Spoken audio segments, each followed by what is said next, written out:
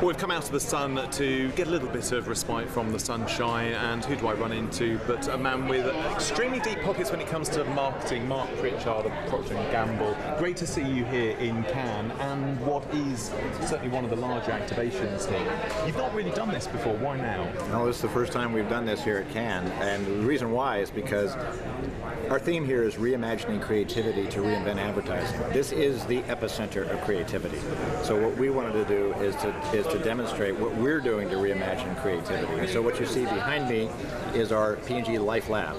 And what it does is it shows all of the innovative new creative partnerships that we are bringing in order to reinvent creativity. For example, right behind me is our Oral-B products, where we're using our partnership with Thrive and Arianna Huffington to embed micro-step habits, which are little micro-step habits that you can embed that improve your mental and emotional well-being into the everyday habit of things like brushing your teeth.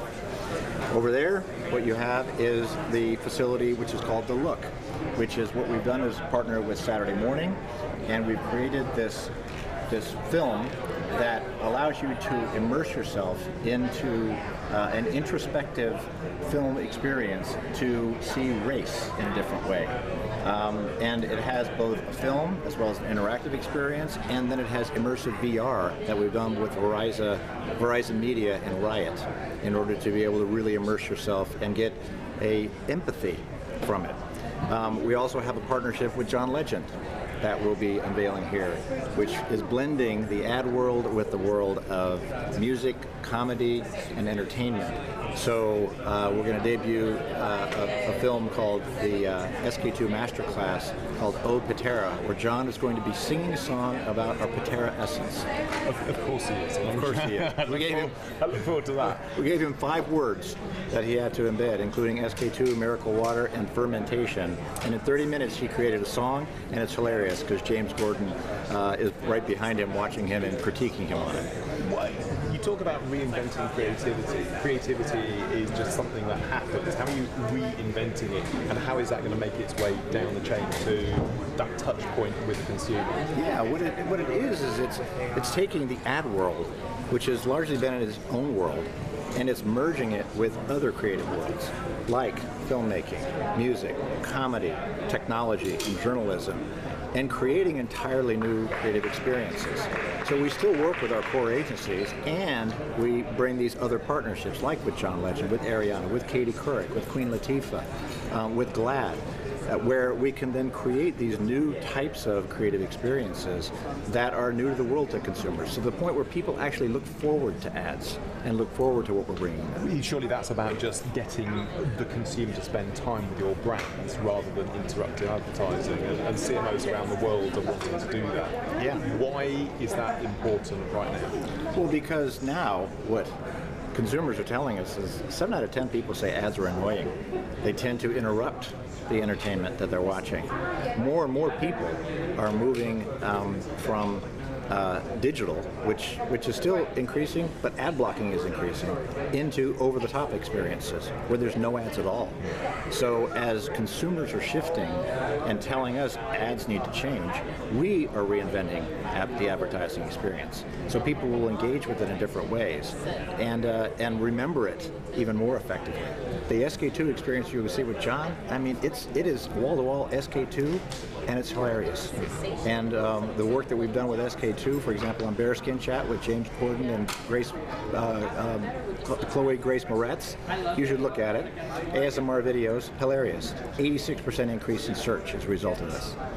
Talk about purpose. A lot of other brands seem to be further down that route than perhaps P&G brands. That is something you seem to want to be changing. We actually got into the purpose world about 10 years ago. So what we have done, though, is I would say we've pivoted.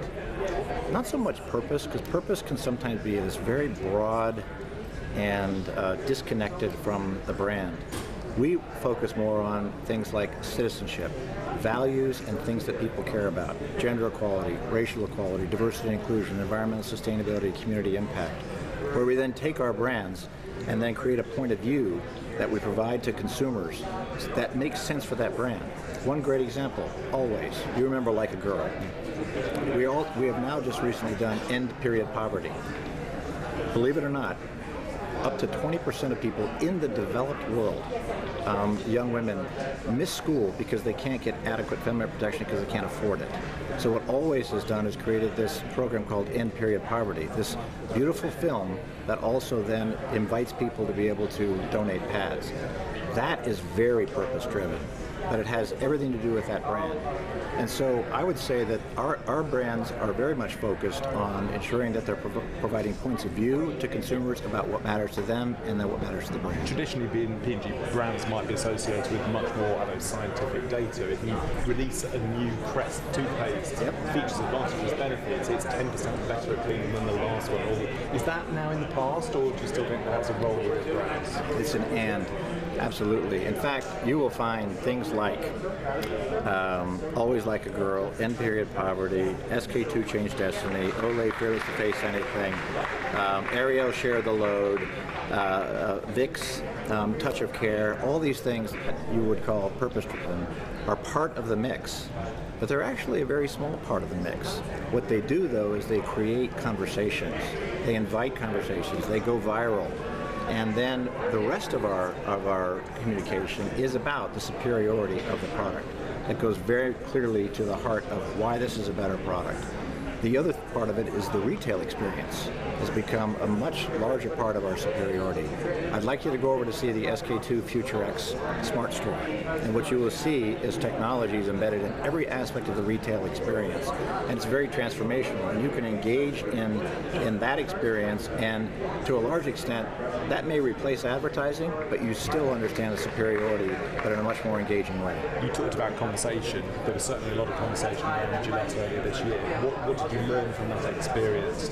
What would you do again? What would you do differently? The thing that was so important about that is that Gillette had the opportunity to be able to express a point of view about what it means to be a good man today, the best men can be. And it was about contrasting bad behavior with good behavior, and men being role models for the next generation of men. That ad was largely positively received. What it was, though, there were a very small vocal group that didn't agree with it, and went and had a disproportionate effect on the amplification of those negative points. What we learned, though, is that people largely felt great about that ad. They felt great about Gillette, that it shared its values, in particular Gen Z and millennials, very much. And it started a very critically important conversation about men and about masculinity. That has paved the way for our next generation, which is, you may have seen Gillette First Shave that comes out, that expresses a point of view around men. Exactly. So, and then we've got Gillette How to Raise a Boy into a Good Man that will be debuting this week with Katie Couric interviewing John Legend. So it's really, I think, positively changed the conversation for good. Final question, what are you looking forward to this week? I'm looking forward to what I always look forward to, which is all the creativity that is all about Cannes. It's what we like to bring our point of view around how we're reimagining creativity to reinvent advertising, and I'm looking forward to seeing that in other places so we can take that inspiration back and continue to lead disruption.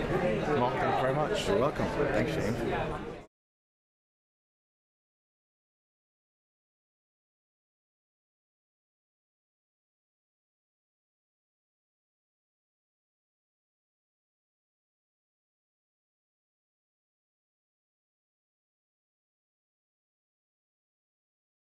Hi, I'm James Wright, and thanks for watching Marketing Media Money. You can check out more of our videos by clicking on the boxes on the screen, and don't forget to subscribe to our channel for more from CNBC International. Thanks for watching.